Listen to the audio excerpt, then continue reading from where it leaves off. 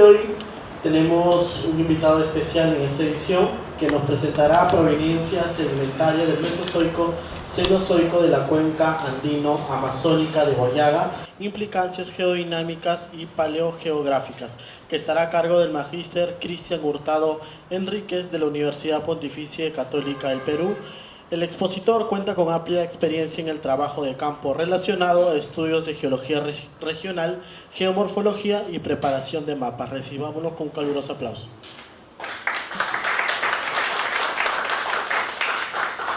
Bueno, ante todo, buenas tardes a todos. Muchas gracias por la invitación. Es la primera vez que me toca presentar un trabajo aquí en IGEMET y estoy bastante agradecido por la oportunidad de poder presentar los resultados que fueron parte de mi tesis de maestría.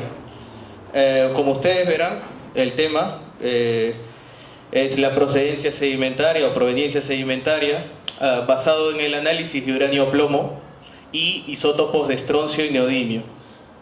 Esto se dio en la cuenca Huallaga, que representa la zona más occidental de la actual cuenca amazónica, y fue realizado en el marco convenio de Perú Petro IRD, y el máster lo hice en la Universidad de Brasilia, donde se realizaron todos estos estudios de análisis isotópico. Primero me gustaría hacer un paréntesis en relación a este tema, comentándoles un poco sobre el trabajo de tesis que hice, grado de ingeniero, con la asesoría del ingeniero Jacay y el doctor Patrice Babi, donde lo hicimos en la subcuenca Pachitea, que viene a ser la prolongación sur de la cuenca Huallaga. Este trabajo consistió en hacer un análisis estratigráfico de esta zona, con correlaciones de afloramientos de pozos, hacer cortes estructurales balanceados y a partir de la nueva información que puede obtener, poder hacer una propuesta de sistema petrolero. Pero lo que yo quiero comentar va en relación a la estratigrafía. Por esta pregunta, ¿no? La pregunta que se planteó era: ¿cuál es la relación de las unidades estratigráficas del Precretácico en la zona norte, ya sea Pachitea, y zona sur, Camisea, de esta cuenca Ucayali? Esta fue la pregunta que nos planteamos viendo este ejemplo que ven ustedes en la imagen. Es una correlación de pozos ya por el año 2002 de Parsep, donde lo interesante era que la correlación en unidades del Precretácico, principalmente el intervalo Jurásico-Pérmico superior, es indistinto tanto para la zona norte como para la zona sur, ¿no? Al norte tenemos lo que es el Sarayaquillo, el Pucará y las evaporitas del Pucará, pero al sur tenemos el sistema de unidades estratigráficas de Camisea, muy conocido porque son reservorios en esta zona, ¿no? Entonces,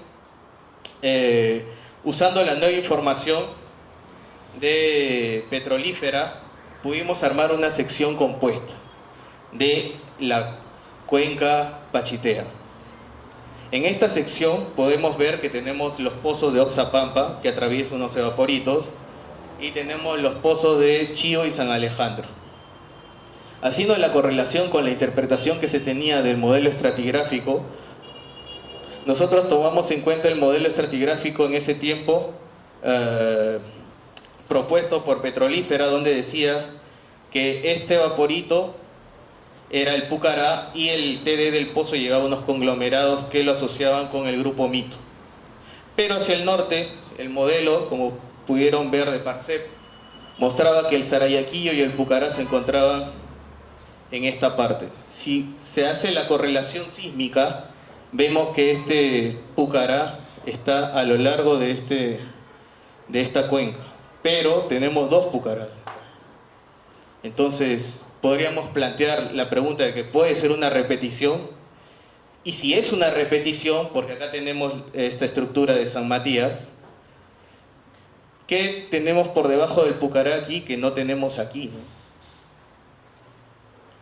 Este trabajo fue también de revisión bibliográfica y pudimos encontrar cosas muy interesantes, pero para resaltar un poco es que toda esta zona del Precretácico era un punto de inflexión bastante tremendo en lo que es la correlación de la cuenca Ucayali norte y sur.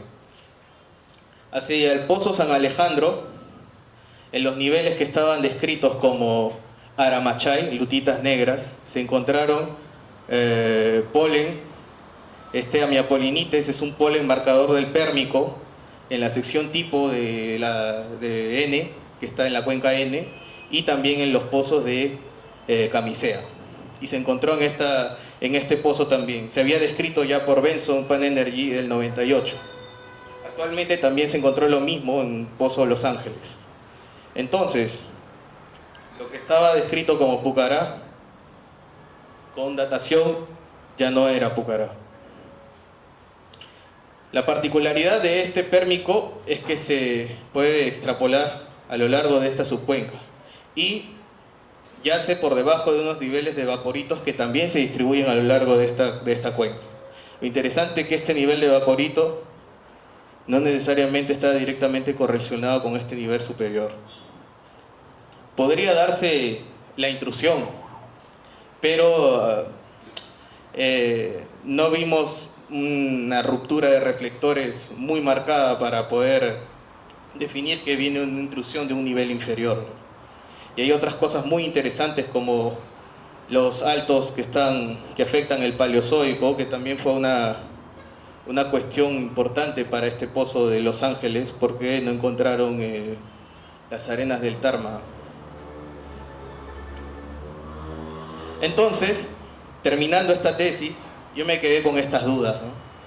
Si esta distribución del Permo Jurásico se desarrolla a lo largo de la cuenca, entonces estamos hablando que no hay ningún límite, que todo es continuo, o si existen dos niveles evaporíticos, o puede darse el caso de una intrusión. ¿Por qué hago este comentario? Porque a partir de mi experiencia con la procedencia sedimentaria, pude resolver este tipo de preguntas. Ahora vamos a hablar algo del tema por el cual estoy aquí. Este va a ser la agenda, el desarrollo de la presentación. Siempre partimos de una pregunta científica, de la pregunta para hacer la tesis.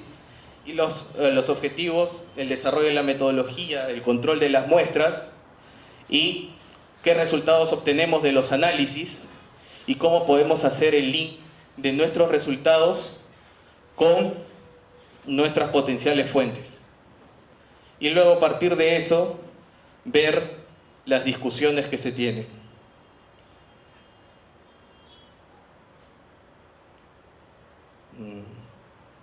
Creo que hay okay.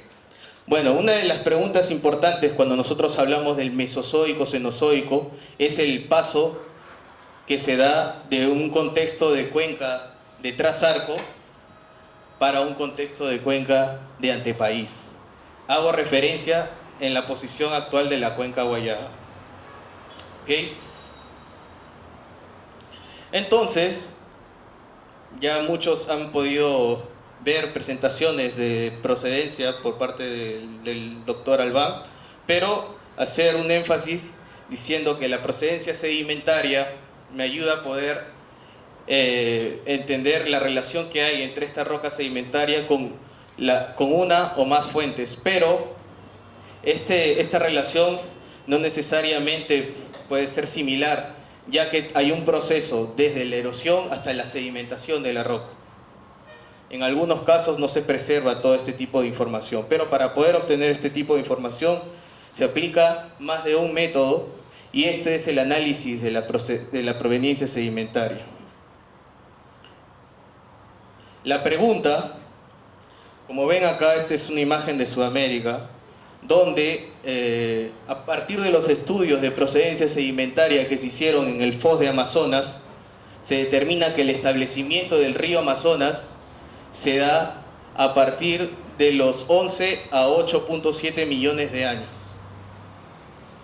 La pregunta inicial es qué sucedió antes de este establecimiento del río Amazonas en el Mioceno superior. Luego, nosotros tenemos todo un sistema de drenaje que nace de los Andes, y este desarrollo de la cadena andina siempre tuvo diferentes interpretaciones de cuándo es que se iniciaron los Andes.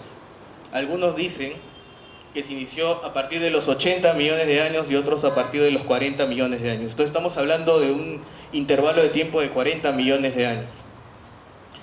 Tomando en cuenta la formación de un sistema de cuenca de antepaís en relación al desarrollo de un orógeno, nosotros planteamos la pregunta: ¿cuándo fue formada la cadena andina y cómo esta afectó el inicio de la formación de la cuenca de antepaís? Y luego, este gran sistema de montañas que se forma en la zona occidental sudamericana tiene pequeñas subdivisiones, segmentaciones, ¿no?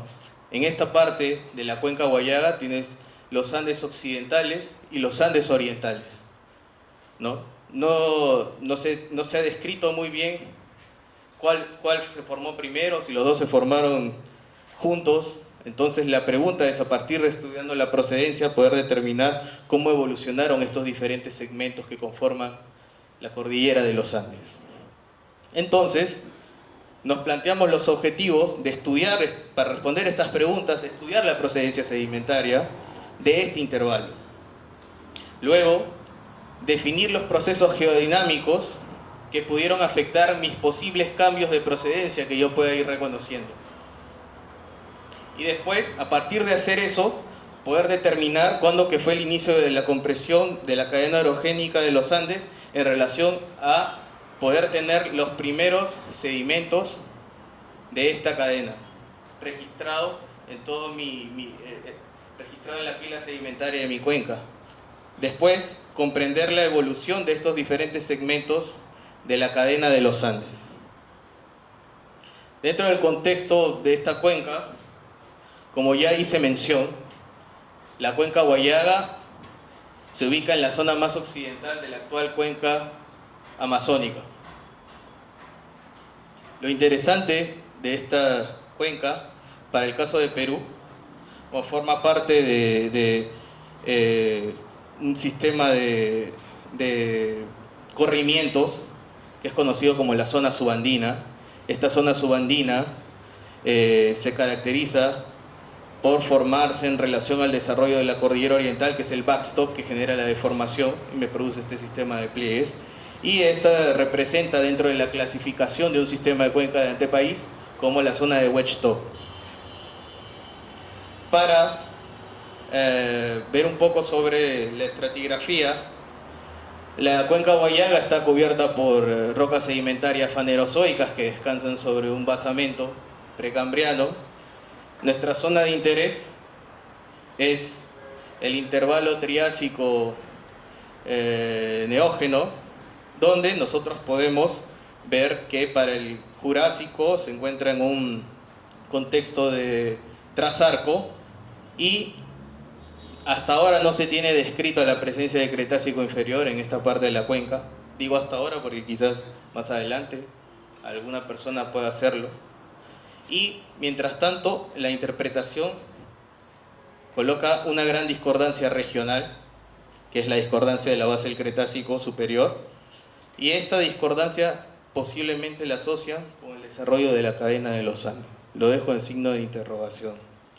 Luego tenemos toda la serie transgresiva del Cretácico, que son los elementos del sistema petrolero. También hay elementos del sistema petrolero en el precretácico. Y todo lo que es la serie cenozoica, las capas rojas, ¿no? Para esta oportunidad nosotros usamos la nomenclatura conocida de la subdivisión del Cenozoico. Para la parte estructural quiero tomar mención de este corte. En algunos casos la cuenca Huallaga ha sido descrita como un sistema de corrimientos. En este ejemplo es la transferencia de la deformación de un nivel inferior a un nivel superior. En este caso, según el modelo interpretativo, son las evaporitas, pero para el Sarayaquillo. Quisiera comentar de que este tipo de cortes podemos ver que el desplazamiento que tenemos aquí, que representa el MITU, esta unidad rosa, no se compensa con el desplazamiento que tiene el corrimiento de Chasuta. Entonces, si vamos a retrodeformar esto, no va a funcionar el corte, ¿no? Vemos que hay un desplazamiento bastante grande, ¿no? Chasuta tiene algo de 40 kilómetros de acortamiento. Actualmente hay trabajos que se han realizado en esta cuenca. Este es el trabajo de Isabel Calderón, que ha estudiado la parte estructural y sistemas petroleros de esta cuenca, donde el sistema de formación se suscita solo en el nivel de vaporitos. Particularmente hay otro nivel de estructuras, que en este caso han sido interpretadas como estructuras de basamento, que podrían controlar que no se propague hacia el este todo el sistema de faja plegada. Este es el mismo modelo estructural que fue hecho por EUD. Lo interesante de este modelo estructural es que se basa a partir de un estado actual y una sección balanceada, un estado no deformado, y estos tres estados intermedios fueron realizados con estudios de termocronología, trazas de fisión. Esta termocronología fue tomada de los diferentes corrimientos de la zona subandina y del valle del Marañón hacia la parte de la cordillera oriental. Para resumir un poco, lo que explica es que el sistema de faja plegada se desarrolla a partir de los 17 millones de años, donde se fecha la exhumación en esta parte y lo que se ve reflejado en los corrimientos. Pero no necesariamente quiere decir que mi cadena orogénica se formó a los 17 millones de años. Nos explica que la cordillera oriental es la que se exhuma. Para la metodología, nosotros hicimos geología de campo, campañas de campo con el grupo de Perú Petro, de IRD y Brasilia, donde levantamos columnas, hicimos un reconocimiento de fases sedimentarias, medimos paleocorrientes y en los casos donde hay conglomerados en el Cenozoico pudimos hacer conteo de clastos. Pero en esta oportunidad solo vamos a hacer mención de los estudios de uranio-plomo y estroncio-neodimio, que fueron complementados con las dataciones bioestratigráficas de los paleontólogos de la Universidad de Montpellier. En relación a los métodos de uranio-plomo en zircón detrítico, analizamos 11 muestras de arena en los laboratorios de la Universidad de Brasilia. Y para los isótopos de estroncio y neodimio, hicimos 22 muestras en rocas sedimentarias finas, compartido en la Universidad de Brasilia y en el laboratorio de Toulouse. Este es el mapa de la cuenca Huallaga, donde las líneas rojas representan las transectas que recorrimos para levantar las columnas y tomar las muestras. Fuimos principalmente a lo que representa el Chasuta, pero también tomamos de la zona occidental de la cuenca. Si vemos un corte de esto, este es el corte en 3D, ¿no? Esto es lo que representa la columna que aflora en esa zona, ¿no? Encima de la sal tenemos toda esta serie mesozoica y cenozoica que fue nuestra zona de interés. Hay discordancias acá en la base del Cretácico superior o base Cuyabatay, y esta discordancia que determinan los petroleros en la base del pozo. Para las muestras, para el caso del Triásico-Jurásico, visitamos los afloramientos que están en el río Huallaga, todo lo que son el denominado Sarayaquillo, las capas rojas, los eólicos. Para Yapaja tomamos lo que son las muestras en el Chonta, esta es una imagen del Chonta, tomamos análisis de neodimio. Y esta es una columna muy bonita que flora en Juanjuy, donde se también levantaron columnas y tenemos dataciones aquí de Farochara, ¿no? Tenemos edad daniano aquí, tenemos entre 66 y 60 millones de años, donde también tomamos muestra para uranio plomo y análisis isotópico. En el caso de otros afloramientos del Paleoceno-Eoceno, tomamos en cuenta que este se encontraba muy directo a lo que representa el Vivian, que es una unidad estratigráfica bastante reconocida. Para lo que es el Oligoceno, siempre está característico los grandes canales de labra de Machungo, donde tomamos una muestra también, y tienen dataciones de mamíferos, y hacia la zona de Juan Guerra, todas esas facies tidales con estratos de crecimiento, tomamos muestras y tenemos dataciones de diente de Purusaurus. Esta es la síntesis de la columna, donde los círculos en rojo representan las muestras adquiridas para uranio-plomo y los círculos en verde representan las muestras adquiridas para el análisis de isótopos de estroncio y neodimio. En este otro caso tenemos, en esta otra columna tenemos las muestras controladas con las dataciones. Tomamos en cuenta el trabajo de Core Lab que se hizo en los pozos Ponacillo y Loreto, que son adyacentes a esta cuenca. Y también para lo que representa todo el Cenozoico fueron datados con los trabajos de los paleontólogos de la Universidad de Montpellier. Porque queríamos poder controlar este intervalo triásico paleógeno para ver el cambio de un contexto de cuenca de Trasarco a un contexto de cuenca de Forlán. Y en el Cenozoico para ver cómo es que desarrolla estos diferentes segmentos de los Andes. Como resultados, tenemos este tipo de resultados. Pueden ver que el uranio-plomo me genera histogramas y los isótopos son valores isotópicos.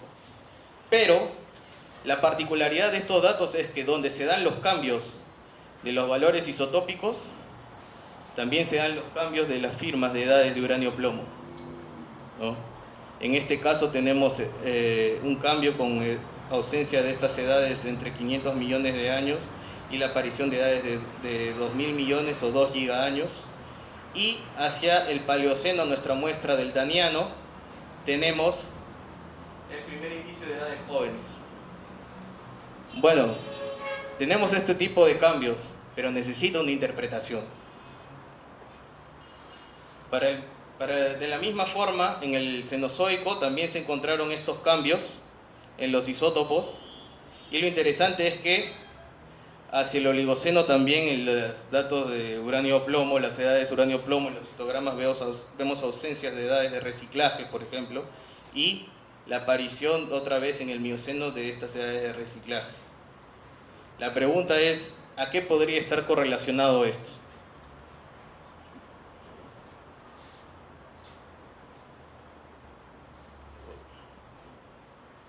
De alguna manera, nosotros vamos a utilizar el presente para poder reconstruir el pasado.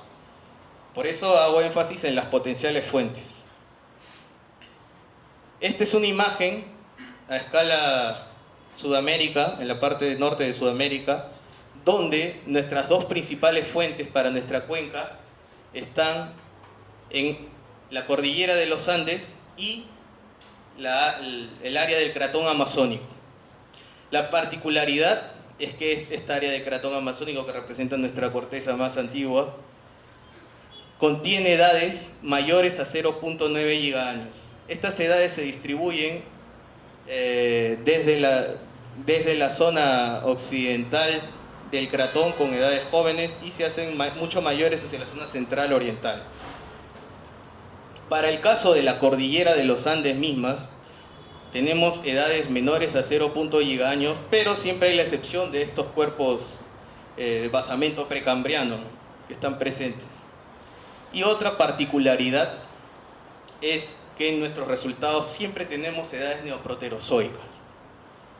Nuestra fuente de edades neoproterozoicas es bien relacionada con esta faja neoproterozoica en el Brasil, que es la faja Brasilia, faja Paraguay. Pero la pregunta es si lo que tenemos viene directamente de esta fuente o si lo que tenemos es reciclaje de lo que vino un tiempo de esa fuente. Esa es una gran pregunta, porque se estudiaron los metasedimentos de las áreas de basamento y tienen mucho contenido de edades neoproterozoicas. Lo importante aquí para resaltar es esta variación. Cuando tienes edades mayores a 0.9, podrían estar relacionados con el cratón. Digo podrían porque el gran talón de Aquiles del uranio-plomo es el reciclaje. Y el otro caso de tener edades menores a 0.5 gigaaños me podrían indicar que la fuente de áreas de la cordillera de los Andes. Si hacemos un zoom a los Andes, tenemos los dos segmentos, la cordillera occidental y la cordillera oriental. Si vemos la cordillera oriental, vamos a poder ver estos metasedimentos del Paleozoico, que está descrito como complejo Marañón. Tenemos las rocas que han sido descritas por Chiu de arco famatiniano, arco magmático paleozoico, el rift del Mitu, y todas corresponden a edades mayores a 150 millones de años.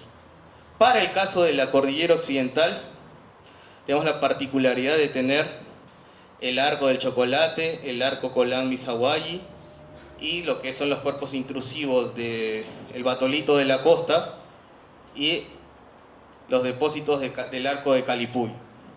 Entonces tenemos una diferenciación también de edades, donde hay edades mayores a 150 millones de años en la cordillera oriental y edades menores a 216 millones de años, salvo las áreas de basamento precambriano como el macizo de Arequipa, en la parte de la cordillera occidental. Entonces también podemos diferenciar cierto padrón dentro de las edades uranio-plomo.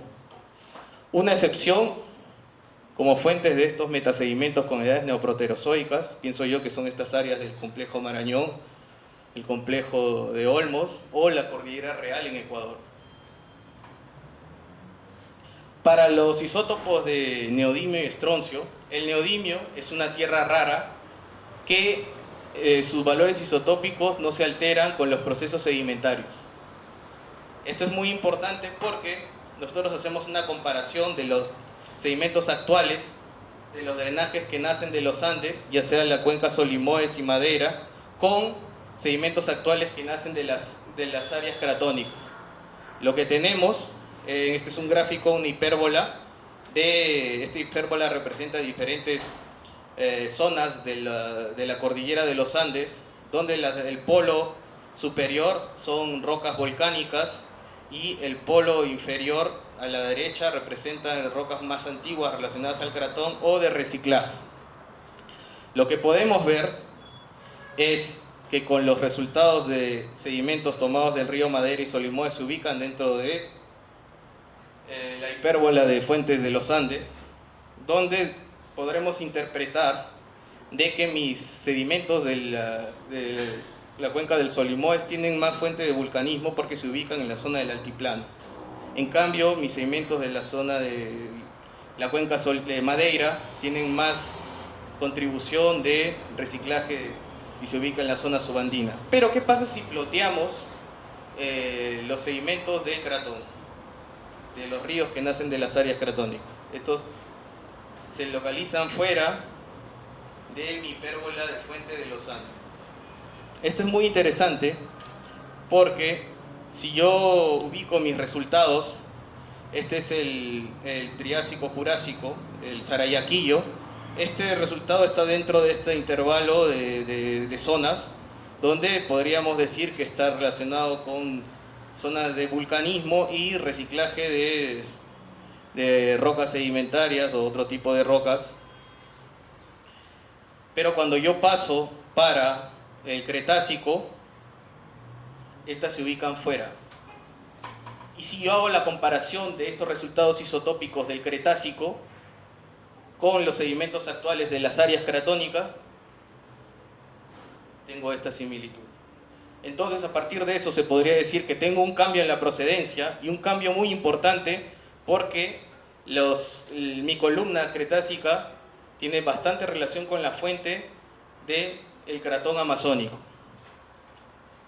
En este caso lo vamos a comparar con el histograma de uranio-plomo también, y para lo que es Paleoceno-Eoceno, tenemos de vuelta la ubicación de las muestras dentro de la hipérbola, donde mi muestra basal de Daniano está aquí, representa la zona de reciclaje, y la muestra hacia el tope que tengo de este intervalo de tiempo tiende más a ser un valor con tendencia volcánica. ¿Qué pasa si yo comparo los histogramas? ¿No? Podemos decir aquí que mis fuentes de neoproterozoico, Grenville-Sunsaz, están relacionados a estas áreas de metasedimentos, posiblemente, y mis edades mayores a 0.9 del Cretácico están relacionados al las áreas del cratón. Entonces, lo que me dicen los isótopos también me lo dice el uranio-plomo. Este es muy importante porque ya se viene estudiando mucho tiempo el Cretácico. Una de las personas que estudia mucho tiempo es el profesor Hakai, que viene postulando esta idea. Y bueno, este tipo de estudios de alguna manera confirma, ¿no?, otro tipo de estudios que se han hecho en relación a la litología, a las paleocorrientes. Entonces es un dato muy interesante. Y otra cosa muy interesante es cómo es que evoluciona estas edades de las áreas cratónicas. Tenemos las edades más jóvenes del cratón hacia la base del Cretácico superior y migra hacia la zona central oriental. Entonces este cratón cambia un poco su relieve durante la posible exhumación en todo este periodo del Cretácico superior. ¿A qué estaría relacionado esto? Aquí está la gran discordancia y acá tenemos el cambio de procedencia. ¿Qué pasa si vemos el Paleoceno-Eoceno? Ya tenemos el primer indicio de edades relacionadas a los Andes, ¿no? En nuestra muestra del Daniano tenemos edades cordillera de los Andes, menores a 220 millones de años, y las otras edades pueden estar relacionadas a áreas de reciclaje.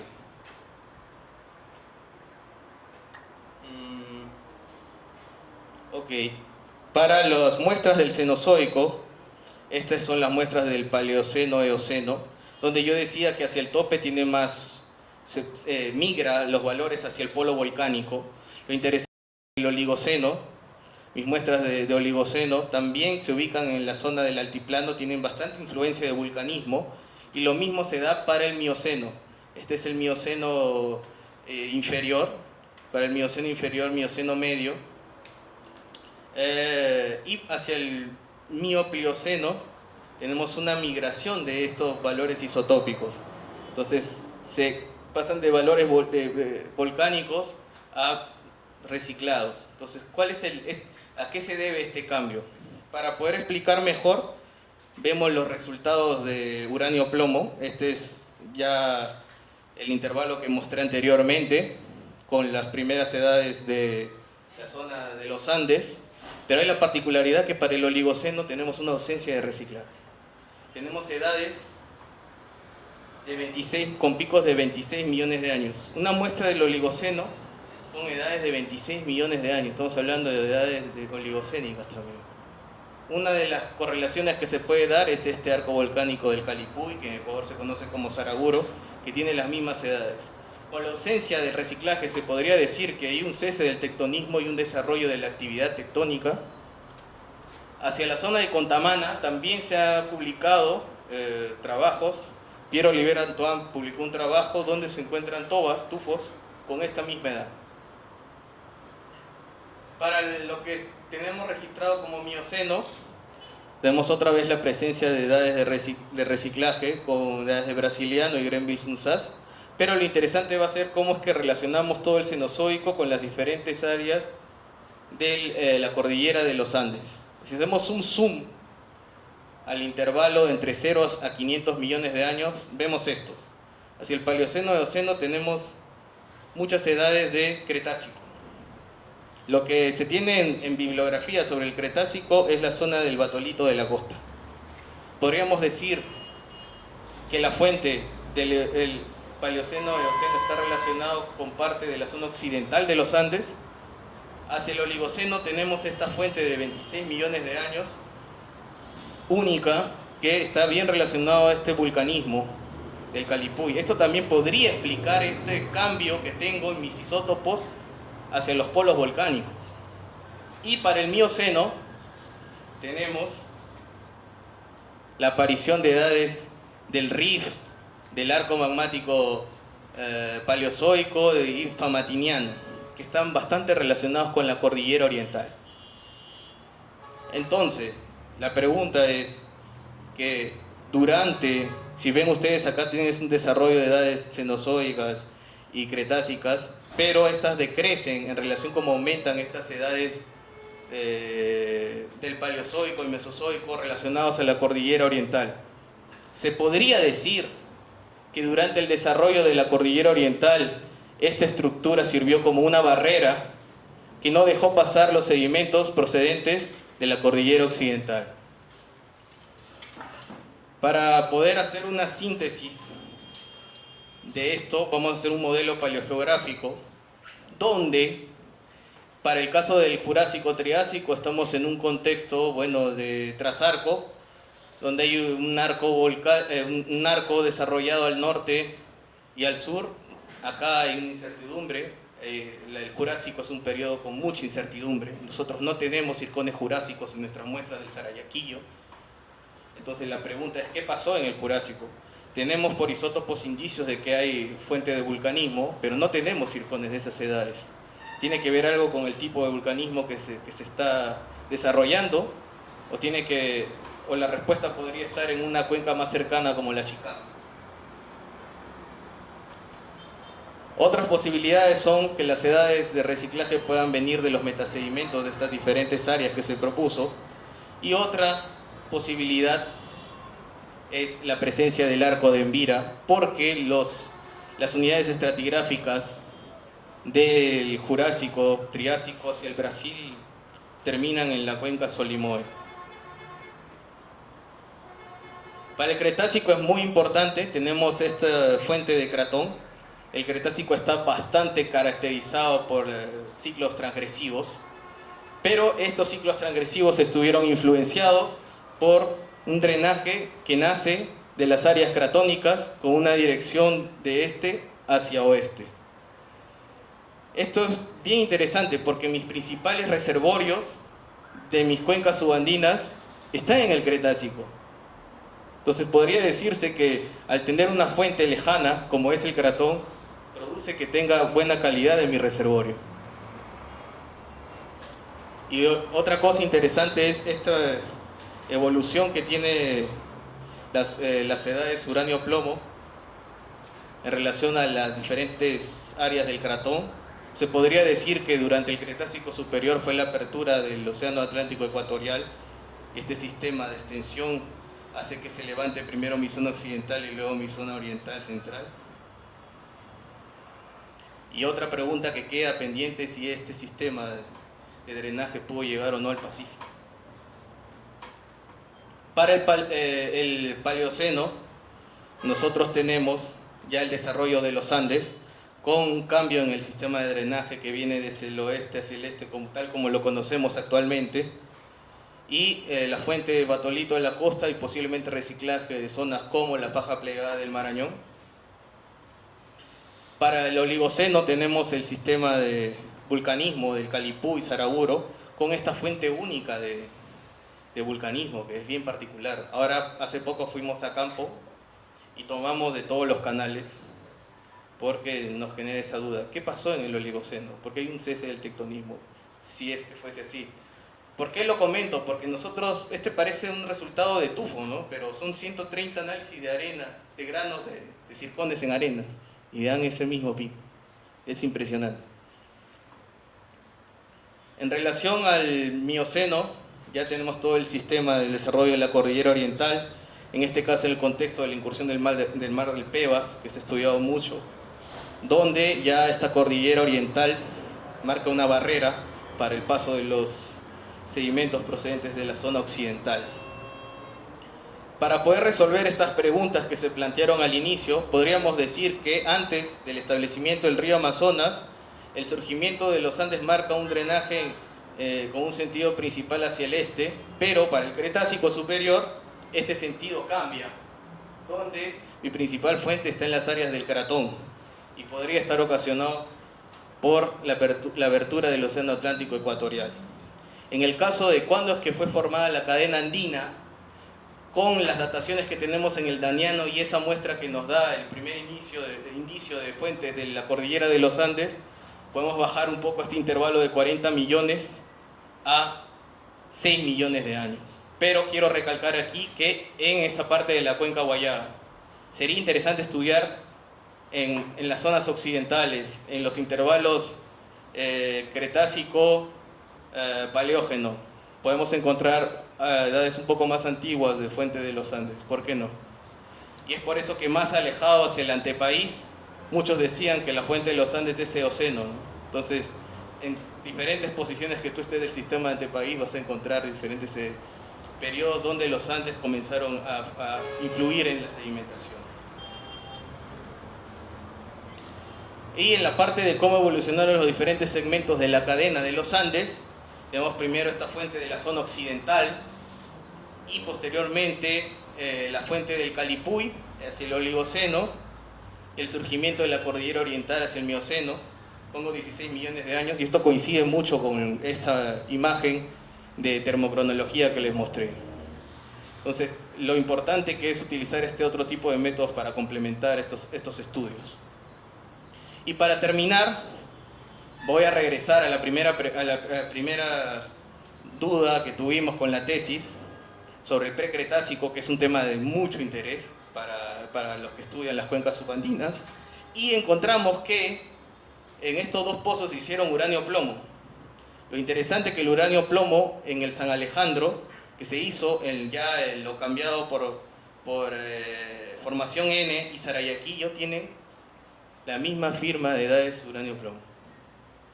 Lo que está datado con polen pérmico es igual para lo que es mencionado como jurásico. Para el caso de Oxapampa, tenemos hacia la base, que es lo que aflora en San Matías, que es denominado como nia inferior, esta misma edades neoproterozoicas, pero hacia el tope, lo que es Mitu y parte de unas arenas en la base de este Pucará, tenemos un cambio bastante marcado de la procedencia hacia edades más de rift del Mitu en la muestra superior. Si nosotros correlacionamos, nuestras muestras inferiores del NIA coinciden mucho con lo que es Sarayaquillo y Eni. Entonces, ¿es jurásico lo que está en el pozo San Alejandro? Esa es la pregunta. Y para concluir, ya con este tipo de sustentos, la nueva data sísmica, estos modelos pueden cambiarse, de correlaciones, ¿no? Y en el caso de la sal, sugiero para poder correlación, si es que hay una intrusión, se puede hacer isótopos de azufre 32-34 para ver si viene de esta sal del paquete inferior. Bueno, lo importante que es poder usar métodos convencionales con los métodos actuales para poder armar bien un modelo geológico, en este caso estratigráfico de correlación que pueda servir para un cartografiado, ¿no? Quiero agradecer a estas personas que están aquí descritas, que son los grandes autores de este trabajo, ¿no? Muchas gracias a ustedes también por escuchar.